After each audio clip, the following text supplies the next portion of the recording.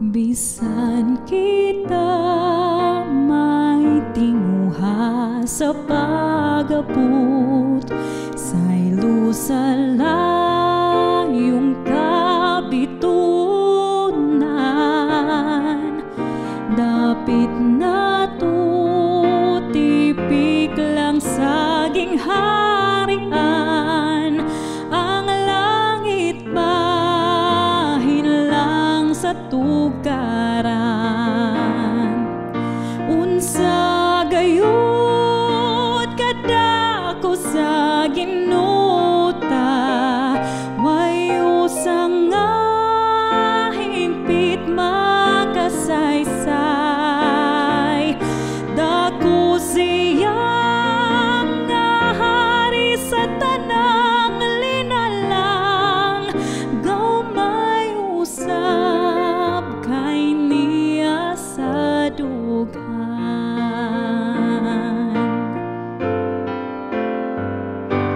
Ug ang liso mapatubo sa kabugnaw, sa tulugon siya makapukaw.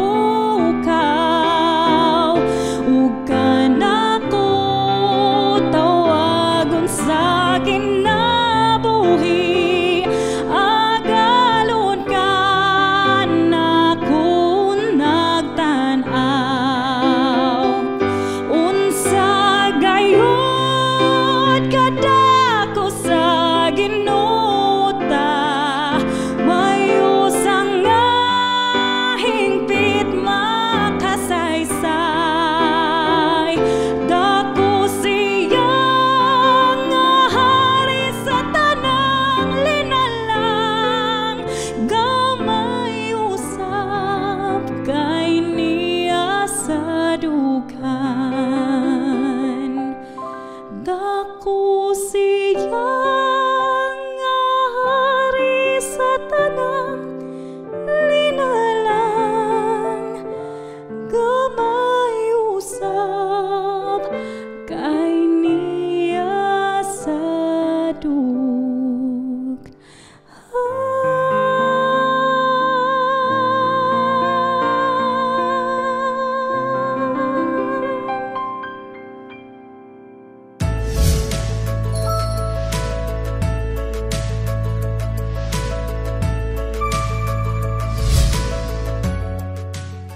Maayong gabi sa inyo tanan, mga pinalangga ko nga mga kauturan, mga hinigugma nga mga kaabyanan. Dalayawon gid ang Dios nga naghatag sa aton sang kahigayunan nga kita makahimo sa pagtuon kag sa pagpamati sang iya mga pulong paagi sa aton nga pagbasa kag pagpadayon sa pagdiskubre sang mga butang nga luyag sang Ginoo ipahamtang sa aton nga mga pangunahuna. Ari kita sa pagpadayon sang aton nga pagtuon sa pulong sa Ginoo, seeking first the kingdom. This is the theme nga ginahatag sang aton nga mga panguluhan sa General Conference sa Stewardship Ministries Department nga unahon ginaton ang ginharian sang mga langit sa sining panag-on nga ari kita sa krisis, kinahanglan kita mag-una gid sa Ginoo. Sa hindi pa kita magapadayon, akong kamugin na pangabay sa pagduko sa inyong mga ulo, magapangamuyo kita. Amay nga balaan, amon ka nga ginadayaw, ka ginapasalamatan. Magatuon kami sa imobilidhon nga mga pulong, amon ginapaubos ang amon kaugalingon, nga mahimo kami nga makahangop, kag matudluan kami sa mga prinsipyo nga may ara diri sa balaan nga kasulatan. Salamat gid sa mga bag-o naman nga mga leksyon nga amon makuha sa mga kabuhi sang mga ehemplo nga mga pangulo, mga katawhan nimo sadto nga magamit ginamon sa amon presente nga pagpangabuhi. Madamo nga salamat sa imong pag-upod sa amon paagi sa pagtuytoy sa Malang Espiritu. Kag salamat gid nga ikaw maga-bless sa tanan nga managatan-aw karon sa ngalan ni Ginoong Hesus nga among maluluwas. Amen. Ang pagatun-an naton nga topiko karon gid nga adlaw, from sadness to singing. Gikan sa kasubo, paingon sa gitawag nga pag-awit. May mga kasubo nga ilisan. kag himuon nga isa ka ambahanon sa imong kabuhi ang ma-experiensyahan naton diri. Kung may ara kamo mga Biblia, ang aton nga una nga teksto nga pangbukas makita siya sa unang Samuel or 1 Samuel chapter 1 verse 27. The Bible says, "For this child I prayed, and the Lord has granted me my petition, which I asked of Him." Mga abyan, isa ini sang mga eksperyensya sang babae nga bawas, barren, hindi sa makapanganak, apang sa iya hanuot nga pagpangamuyo, sa iya tinagipusoon nga paghangyo sa Ginoo, iyahang pangabay nga ma-open ang iyang womb kag makaangkon siya sang mao nga bata. Aton diri ma-imagine mga pinalangga kung makauturan ang image sang mga believers sa mga lokal nga mga iglesia bisan pa sa atong panahon karon atong makita mga kaigsuunan o mga higala ang makatawhan nga kanang eager gyud to study the Word of God. Like sa mga taga Berea, ato nakita mga higala ang record diri sa Acts chapter 17 verse 11 nga naapod sila active prayer life, na sila involvement in mission. Sa ato pa they follow the I will go principle or the mission nga gusto sa Ginoo nga ang tanan gyud magapakigbahin. Of course, dinhi sa atoa we have a living and spiritual powerful church nga gihimo sa Ginoo nga naay mga pamilya nga they were very consecrated sa ilahang pagpangalagad sa Ginoo. Mga pamilya nga nagastudy sa iyahang mga pulong. Adlaw-adlaw mao kini ang ilang nga kinabatasan, ang ilahang pagkamainampuon. Bisan pa sa time sa mga judges ato makita ang record mga igsoon nga naay mga pamilya nga matutom gyud sa pag-alagad diha sa Ginoo. Bisan pa sa panahon sang mga kasamok sa ato nahibaw-an ang periods in the history of the people of Israel na ay mga tao nga ang ilang moral and ilang spiritual experience na deteriorate, and it was very obvious nga mao kana ang ilahang na-experiensyahan sa gitawag naton period can be called that dark ages sa panahon sa Old Testament.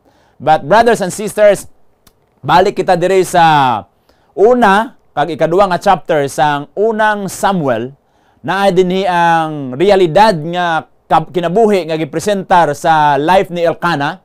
Mao kini ang bana ni Penina kag ni Hana, o kung sa Binisaya si Penina kag si Ana, no, mga pinalangga kong mga abyan, kag ang membro sang ilang nga panimalay kada tuig or every year nagaadto sila dito sa Shiloh or sa Silo nga may ara sila spiritual and religious nga ginahimo dito because they believe nga sa ilang kapanahunan this is the spiritual and religious center for Israel ang among Shiloh. Ang ilang gibuhat dito mga kaigsunan mao ang pag-worship, onya magadala sila sacrifices para sa Ginoo. Ang record makita nato diha sa 1 Samuel chapter 1 verse 3. Ato makita nga the whole family heading to the place of worship.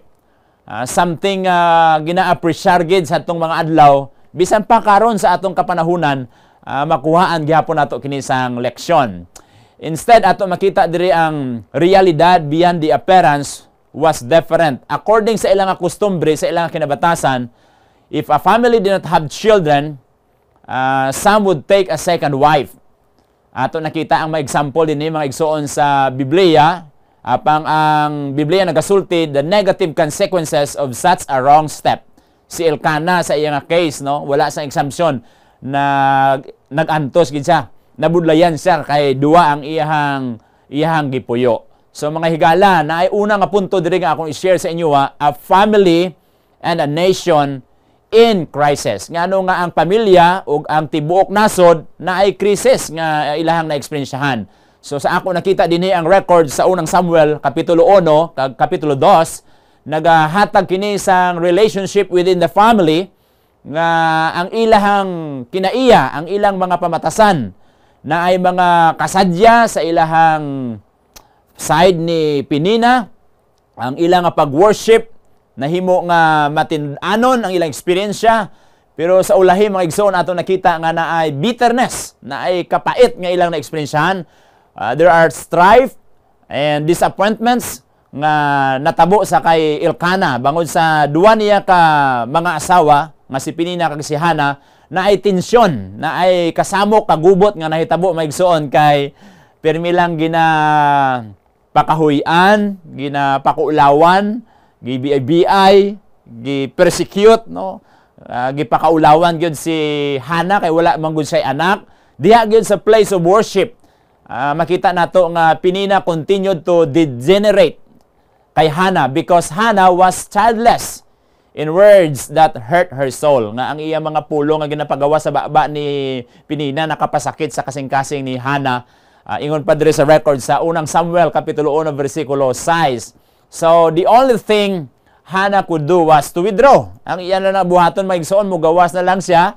Unya instead nga mag-celebrate siya, there would be celebration, but in tears maghilak siya maigsoon. Amo na ang iyang na-experiensyahan. Masakit ang iyang kaagi sa kinabuhi. Apang mga pinalangga ko nga makaigsunan mga kauturan. A family kung naa may spiritual and relational crisis, nagapakita kini actually sa ato nga kung ingani ang aton eksperyensya mga igsoon, makita nato dire ang scale, no, and the level sang whole nation also na apektuhan. But remember that pilgrims from all over the country came to Shiloh for one reason. Isa lang gid ka rason nga anong nagaadto sila didto, mao gid ang pag-worship. And those there who should have led all the people in the holy act of worship did not know the Lord. If you look at 1 Samuel chapter 2 verse 12, this is the main reason. Amo ni pinakadako nga rason nga main reason gyud nga ang moral and spiritual crisis sa makatawan sa Israel nga ilang na-eksperyensyahan. Na compromise sila maigsoon, na ay conflict, na ay chaos nga nahitabo, may mga external enemies nga nagaatake sa ilang nation. If you look at the record there in verses 4 and 7, na ay corruption nga nagprevailed within. Ang chapter 2 nagasulti nga ang mga anak ni Eli, mao'y pinakataas ni sang high priest, were guilty of a great sin because they abhorred the offering of the Lord. Ang iyang mga anak, mga huros-huros, mga igsoon, mga badlungon, ilang gikuha katong mga hala dito. Ato makita ang record sa unang Samuel kapitulo 2 versikulo 17. Daun sa ka sakit o unsa ka makasusubo. Very sad story. We see that the devil strategy, wa nay laing strategiya ang yawa mga igsoon, because we know nga ang iyang time gamay na lang gyud. Gusto niya nga ang mga katawhan, ang mga anak sang langit o ang mga katawhan sa Ginoo, ang iyang mga children, God's children would be ruined sa iyang pamaagi. So when worship is absent or becomes a failure, dili na magnimba, wa nay pag-worship ang mga katawhan, ang failure moabot ang personal and family or church level. Ang yawa magadaog, there would be victory. Sigurado gina mga igsoon, kung dili na ta maminaw sa pulong sa Ginoo, dili na ta mosimba kaniya, dili na ta moampo, musulod ang mga sayop nga mga pagtudlo, unya sure ang kadalag-an ni Satanas. For this reason, the word of the Lord was rare in those days. There was no widespread revelation. If you move forward sa 1 Samuel 3:1, muna ang nahitabo mga igsoon. But here, balik kita sa experience ni Hana, who could not have children, dili makapanganak. So kasama po sa mga Israelites nga experience sa Israel had become a fruitless people, a barren and a fruitless land. So despite of that crisis sa ilang nahitabo mga igsoon, ikaduha nga punto nga ako nakita dinhi, bisan pa na ay family crisis, nations, ilang nation may crisis, but God still works. Ang atong Dios sa mga langit nagahimo sa gihapon sa mga bulwaton. May gibuhat siya nga tabang alang kanato, nga mao ni ang pinaka strongest proof nga ako nakita dinhi sa mga balaan nga kasulatan, bisan pagikan dira sa Book of Judges, sa Book of Samuel, bisan pa sa tibuok nga Biblia, and especially dito sa Cross of Golgotha. God is working. Pangabudlay gid siya mga kaigsoonan, mga kauturan, but He chooses people to carry out His plans. Iya gid ginpili ka, nga ako nga mga tinugyanan, mga tulugyanan, nga mapadayon ang iyang mga plano o ang iyang mga tinutuyo, ang iyang katuyuan dinhi. Ang wailain niya nga gipili mao si Hana, usa ka ordinary woman.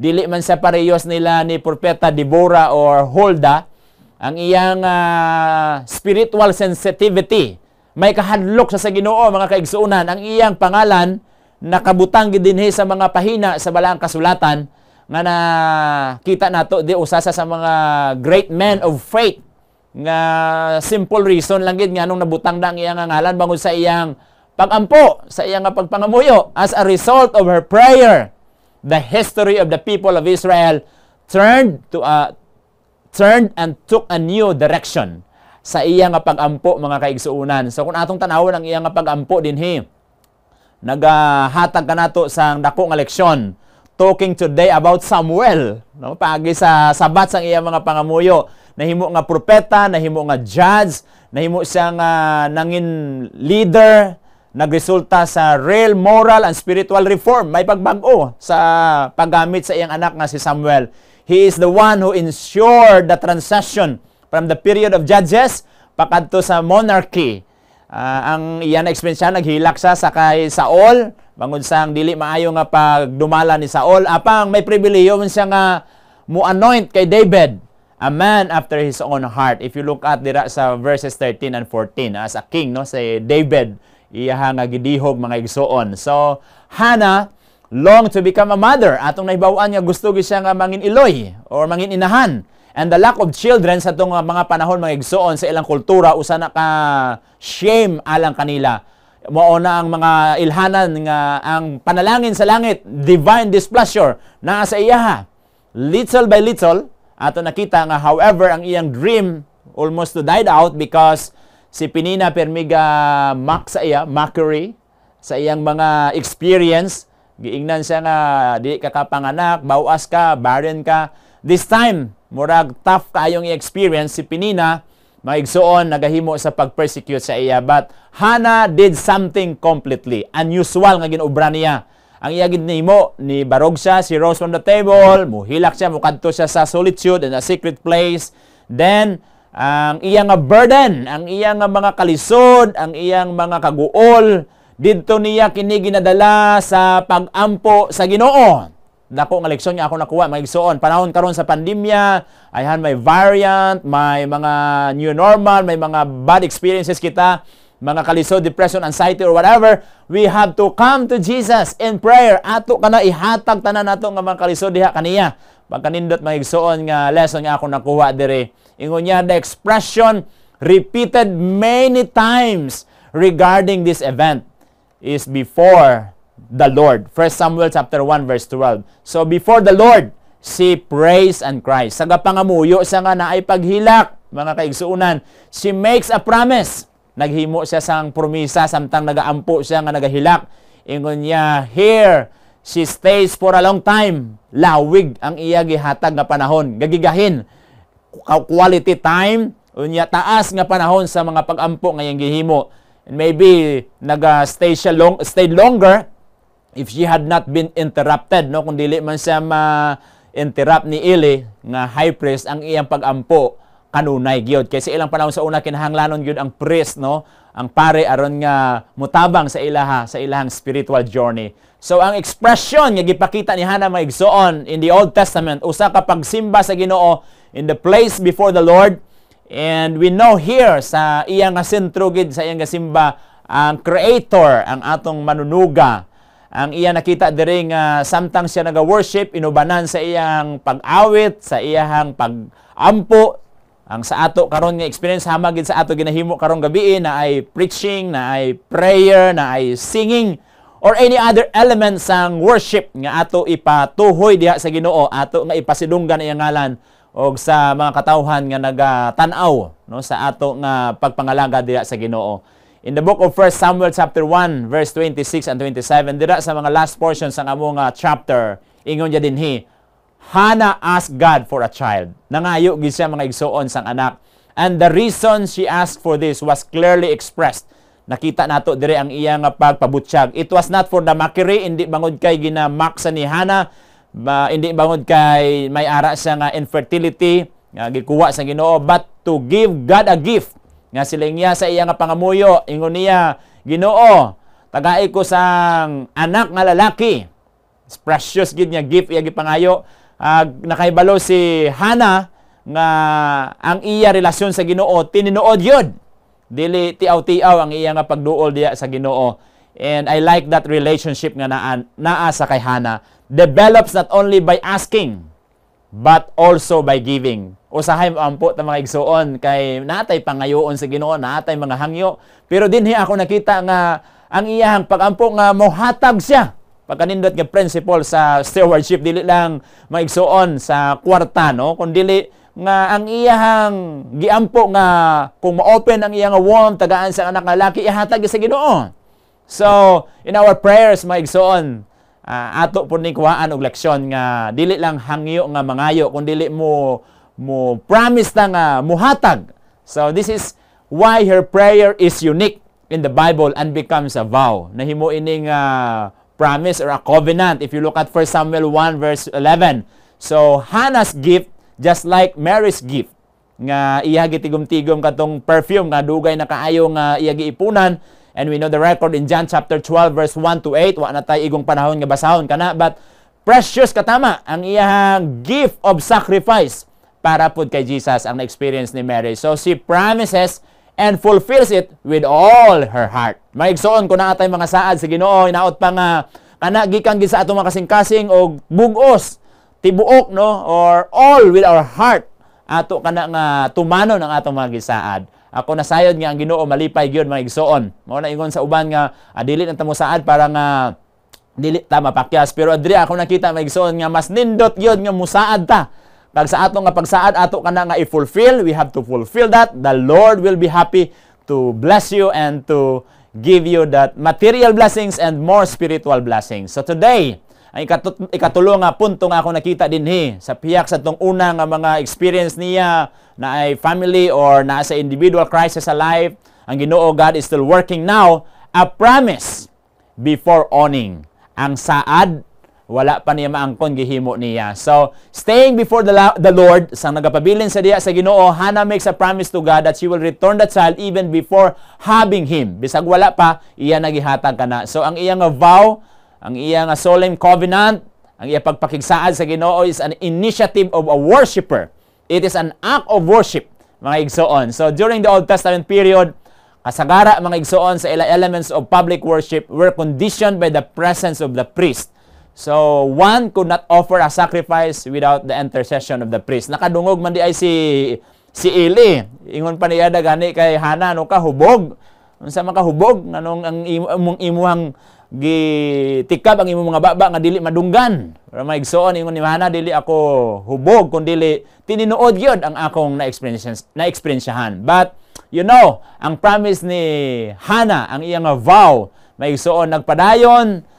Ako nakita ang iyang direct relationship with God. Without any doubt mga igsoon, ang iyang true worship, nadunggan kini ang iya preparation, ang ato na experiencehan sama po sa atong mga halad o sa mga ikapulo nga ato gibalik sa Ginoo nga ato kana gina-promise diha pa lang sa ato balay, sa dili pa nato madawat kana nga mga salapi, mga igsoon. We have that relationship that kung unsa man ang musulod nga blessings or income or gift, nagi kay pangunahuna nga Ginoo, kanang muabot kani nga kantidad, unahon gyud kanako. Imuhan ning ibalik nako ning imuhang ikapulo nya naa pud ang akong pinaka dako nga gugma sa mga halad. So ato makita maigsoon kining experience just like sa 2 Samuel 24 verse 24, David said, could not bring God a sacrifice that would cost him nothing. So we know that most of all, no, nga mga naga-worship does not cost us. It cost God by giving His Son. Ang example gani nga maayo si Jesus, kay ang langit, ang iyang amay nagpadala sa iyang anak aron nga mahimo nga halad kag mahimo siya nga maluluwas sa sining nga kalibutan. So the one who first promised an offering is not us, dili kita, kundi God Himself.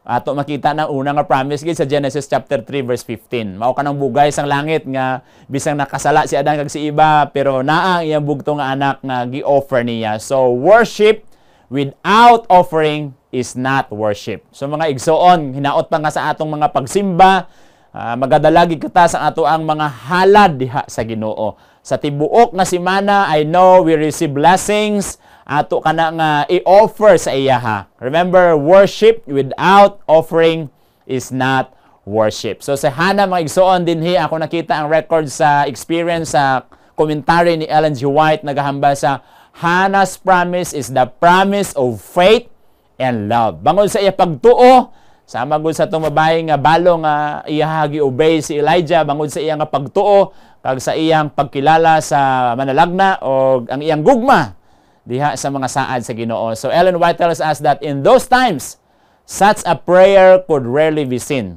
Hinaot pa nga ina nga klase sang pag-ampo nga na-experiencehan sang mao nga babae, maupod ang atong ma-experiencehan. So ang expression diri, ang reaksyon ni Eli is very obvious in this regard. Kay kung tanaw natong unang Samuel 1:14, I believe that on her behalf, God could say the words, "A woman, great is your faith." Daw anggid sa natabo dito sa Matthew 15:28 nga naibabay dito nga tandog sa sidsid no sa sanina ni Jesus. Pero nabalaan naton nga ang iya pagtuo dako kag ini nga babae si Hannah na dako nga pagtuo sa Ginoo. So today si Hannah nagpromise ang among nga bata kag iya ini nga gi-consecrate, gihalad niya sa Ginoo, consecrated to the Lord. In special words, gi-express pa gid ni Ellen G. White siling niya, Hannah's faith, love, and consistency. Sa ato pa ang atong pagtuo diya sa Ginoo, stewardship is a matter of faith. Atong love, mao'y nagamotivate, nahibalo ang Ginoo sa atong motibo, kay iya man kana gin-purify ang atong revival paagi sa iyahang mga pulong, mangin consistent kita sa ato nga pagkamakihatagon, sa ato nga pag-uli sa iyang mga bahin sa mga halad o sa mga ikapulo. Kay kung ato makita diri mga igsoon, when separated from her child, bisang napalayo na gani sa iyahang mama si Samuel, faithful gihapon ang iyang mother, bisan didto sa mga luna silang balay nga sikrito, didto siya walay undang every day. He was the subject of her prayer. Sa mga inahan nga nagapaminaw karon kung atong mga anak layo sa tua, bisag asa mga dapit sa atong mga balay o sa atong prayer room, ato dadon sa pagampo. Ato nakita nga wala pa mo adto gani ni si Hannah didto sa cielo kag gihatag ang bata kay sa pila ka mga bulan or tuig no, hangtod nga nalutas na niya kag mao niya paghatag didto sa kay Eli mga igsoon. But sang didto na sa temple, ang iya responsibilidad mga igsoon wala na human. Ang iyang vow iya gihimo gyud nga kanunay siya nga mag-ampo sa iyang anak. So every year she made no with her own hands, mabisita sa didto, nagahimo siya sa mga sanina para sa pagserbisyo sa iyang anak, moadto sa didto kag iyang bana sa cielo kag muhatag dito sa iyang anak, reminder sa iyang gugma ngadto sa iyang anak nga si Samuel. Ato makita ang record kana sa Christian Education page 214 no mga igsoon. So Hannah not only makes promises to God but she also keeps her word. Ang iyang mga pulong ato nakita iya gituman sa unang Samuel kapitulo 1:26 kag 27.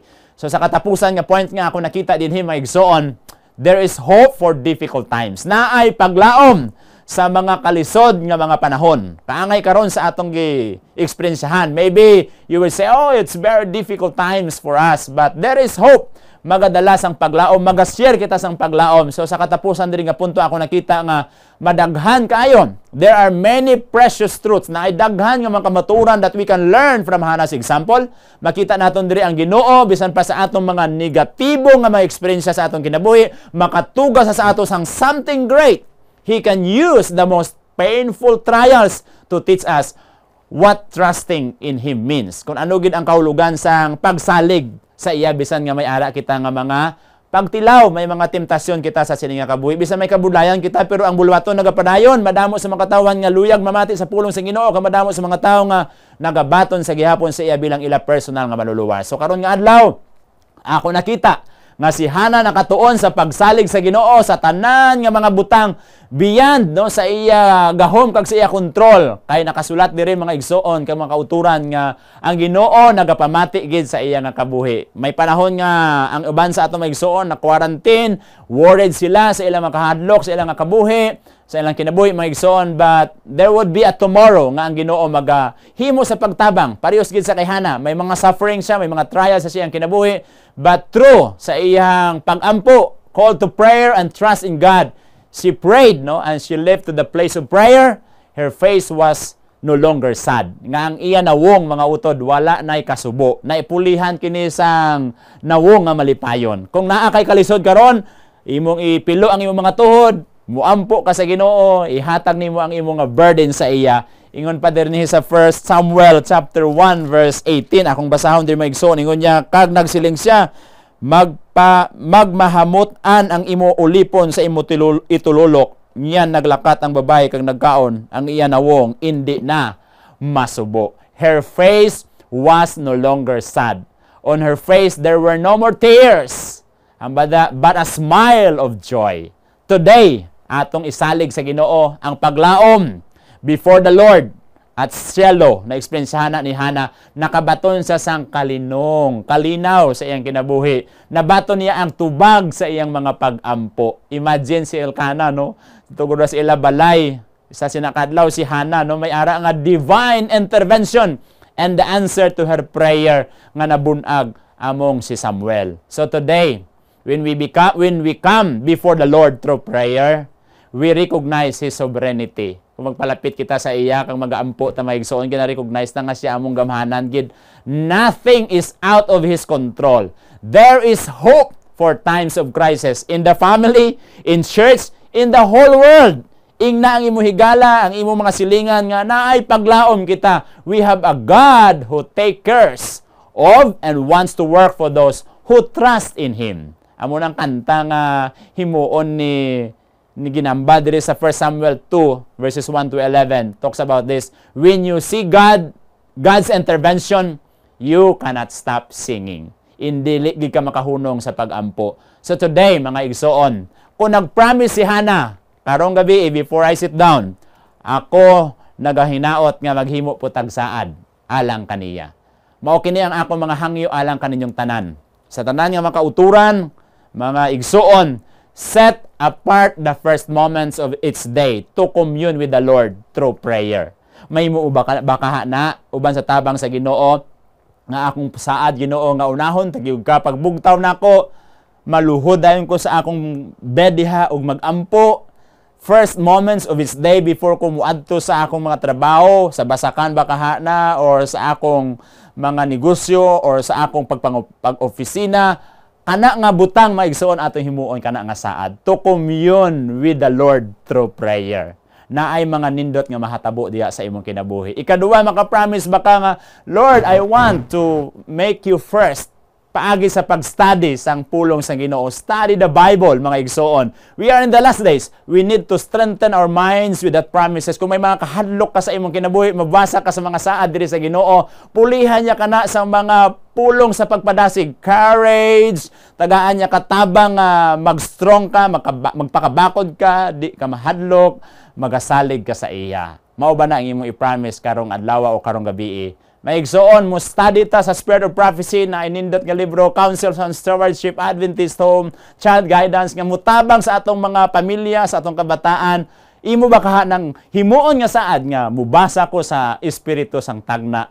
Unya himuon ba nimo pod nga saad nga, Lord, akong basahon ang imuhang Sabbath School lesson. Dili lang nga maminaw kung dili tun-an, dili lamang ato kana paminawan kung dili ato gyud nga ipasunop sa atong mga kasing-kasing nga siya maoy atong unahon. Unya dili kita malimot nga naa gyud tay dapat family worship. Mga igsoon, hinaot pa nga kana ang atong himuon. Unya sa tibuok nga adlaw nga Sabado, ato pud himuon nga kalalipayan nga inig sunset sa Friday, unahon na nato siya hangtod gid sa pag-sunset sa Saturday.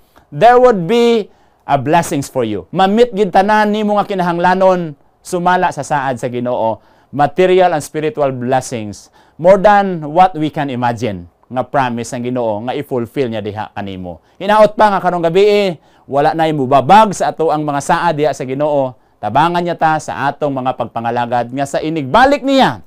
Maigsoon makadungog kita nga ari na kamo mga matutom nga mga tulogyanan. Enter into the joy of the Lord. May the Lord will continue to bless you as we continue to promise sa atong mga pag-ampo, sa ato nga pagpangalaga diha sa Ginoo. Daghang salamat sa inyo nga pagpaminaw, sa dili pa ako makahuman, ako kamo gihangyo sa pagduko sa inyong mga ulo, magaampo kita. Amahan na ka sa kaytasan sa mga langit, dalaygo ng imong ngalan niining kagabihon.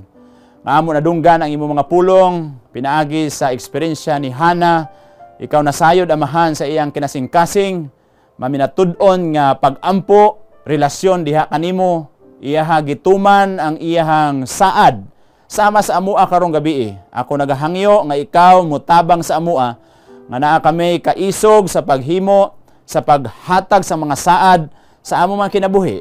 Kaya kami nahibalo Ginoo nga kung among kinitumanon na ay dakong kadalagan, na ay mirakulo nga mahanabo sa among mga kinabuhi.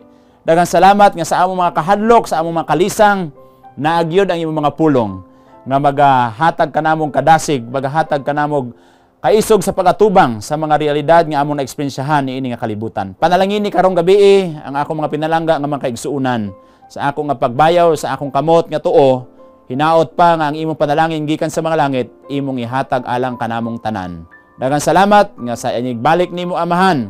Tanan nga mga kaigsuonan namo, dili lamang dinhi sa Central Philippine Union Conference, kundi sa tibuok nga kalibutan, nga naay daghan nga mga tulugyanan, mga tinugyanan, nga mahimong makaapil diha sa imong pagtawag sa basahon sa tulunan sa kinabuhi, nga maapil Ginoo. Amahan, naanang langit nga imong ginaman alang kanamo. Daghang salamat sa imong mga pulong, bisan pa sa crisis, bisan pa sa pandemic nga among na-experience, naa ka nga kanunay magahatag kanamo sa among mga panginahanglan. Daghang salamat sa imong pagtubag, sa imong pagampo. Salamat sa balang espiritu nga kanunay magapadumdum sa amua sa imong mga saad, ug mailhan namon si Ginoong Hesus nga siya maoy una naghatag sa iyong kinabuhi, ingon nga halad alang kanamong tanan. Karong gabi amo na ihatag among kinabuhi sa imuha. Ikaw na hibalo nga ang among kinabuhi niining kalibutan temporaryo, because we believe heaven is for all of us. Thank you for hearing our prayers. I pray in Jesus' name. Amen. Thank you. God bless everyone.